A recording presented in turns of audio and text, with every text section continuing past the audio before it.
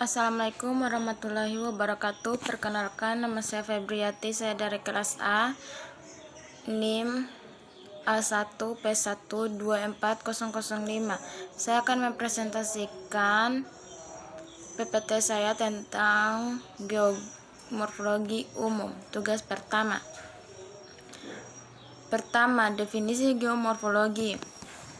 Geomorfologi adalah ilmu yang mempelajari bentuk-bentuk permukaan bumi serta proses-proses yang membentuk dan memodifikasi bentuk tersebut. Geomorfologi peneliti asal-usul perkembangan dan faktor-faktor yang mempengaruhi morfologi permukaan bumi seperti erosi, sedimentasi, aktivitas teknologi, vulkanisme, serta peran iklim dan manusia dalam pembentukan lengkap. Fokus utama geomorfologi adalah untuk memahami dinamika perubahan bentuk lahan dalam konteks waktu geologis maupun waktu manusia. Kedua, geomorfologi dan ilmu lain. Ilmu pengetahuan tentang bentuk dari permukaan daratan dan proses-proses yang membentuknya. Summerfield 1991. Studi pembentuk lahan yang menekankan pada sifat alami asal mula genetik, proses perkembangan dan komposisi materialnya. Halaman ketiga, perkembangan ilmu geomorfologi. 1. Struktur geologis merujuk pada karakteristik fisik dari batuan dan lapisan geologis yang membentuk dasar dari permukaan bumi. Struktur geologis seperti lipatan, patahan, dan kekar menentukan bagaimana lanskap akan berkembang melalui proses erosi dan pelapukan. Davis menekankan bahwa variasi dalam jenis dan kekerasan batuan sangat mempengaruhi cara lanskap mengalami transformasi. Keempat, perkembangan ilmu geomorfologi. 2. Proses dalam teori Davis mengacu tindakan erosi, sedimentasi, dan pelapukan yang mengubah lanskap dari waktu ke waktu. Davis memusatkan perhatian pada 1. Erosi vertikal. Di awal siklus, sungai mengikis ke bawah dengan cepat, menciptakan lembah yang curam dan relief yang tajam. 2. Erosi lateral. Di tahap tengah dan akhir, sungai mulai mengikis sisi-sisi lembah, memperlebar dataran dan mengurangi ketinggian relatif. Air sebagai agen utama erosi dianggap sebagai faktor terpenting dalam pembentukan lanskap. Proses-proses ini berlangsung terus-menerus sehingga lanskap mencapai bentuk stabil. Halaman kelima, perkembangan ilmu geomorfologi. 3. Stadium. Menurut teori Davis, perkembangan lanskap berlangsung dalam 3 stadium utama yang digambarkan sebagai siklus geomorfologi. 1. Stadium muda.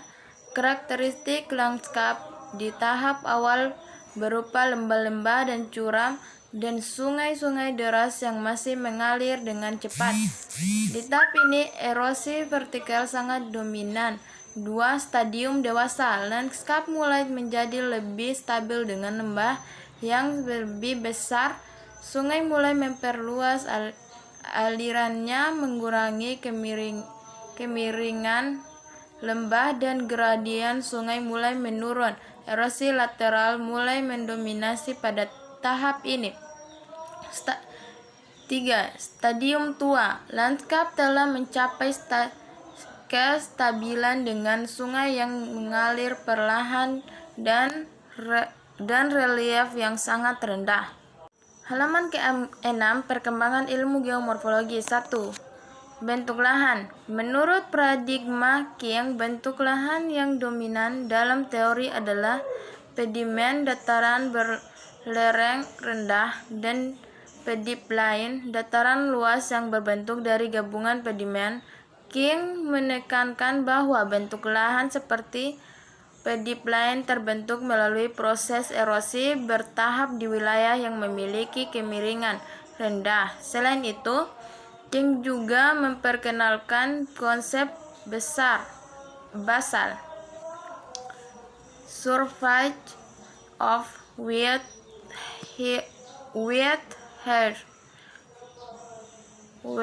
herring, permukaan dasar pelepukan yang memainkan peran penting dalam pembentukan relief datar pada akhir siklus evolusi.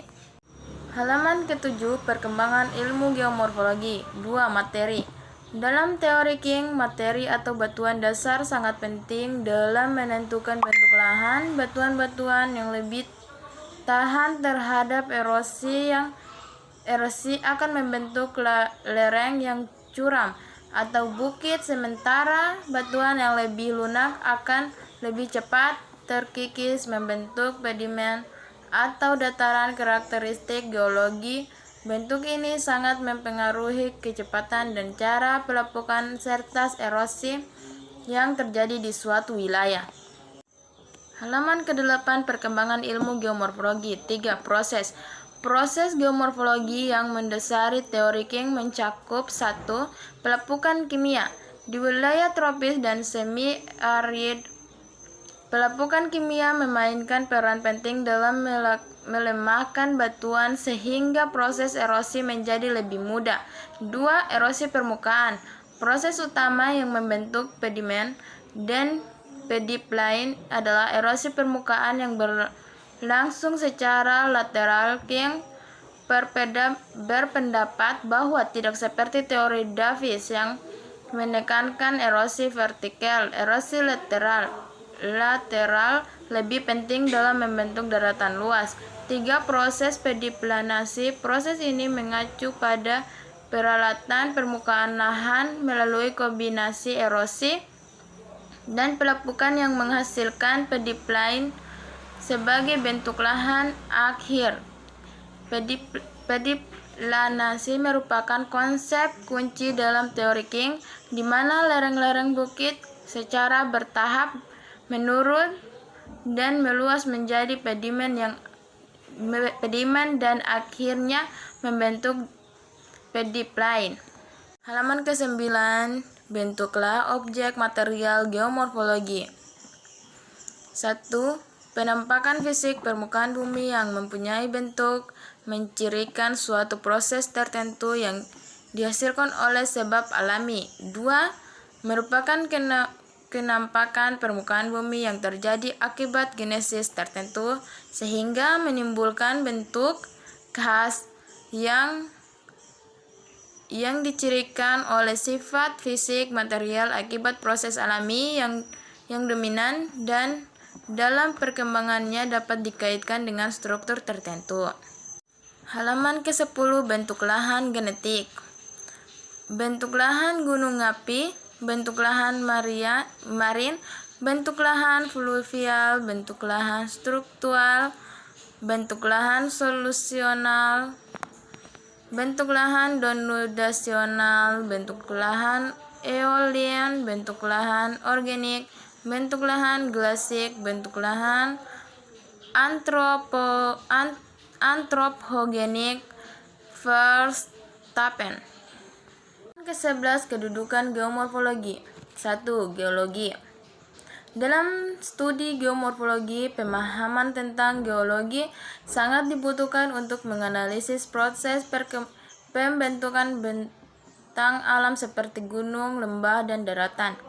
2. Klimatologi.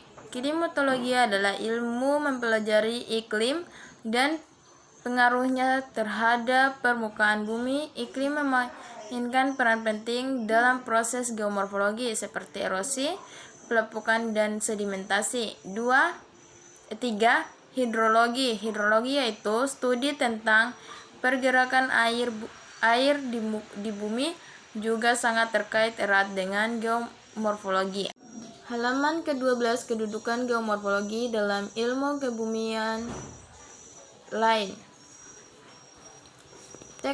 Teknologi. 1. Tektonika.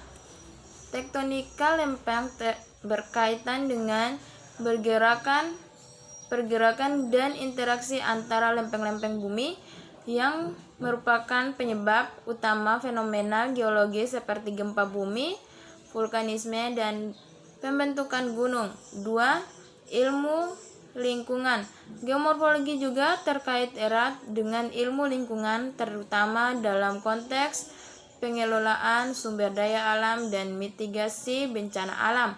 3. Geografi. Geografi lebih menekankan pada distribusi ruang dan interaksi manusia dengan lingkungan fisik.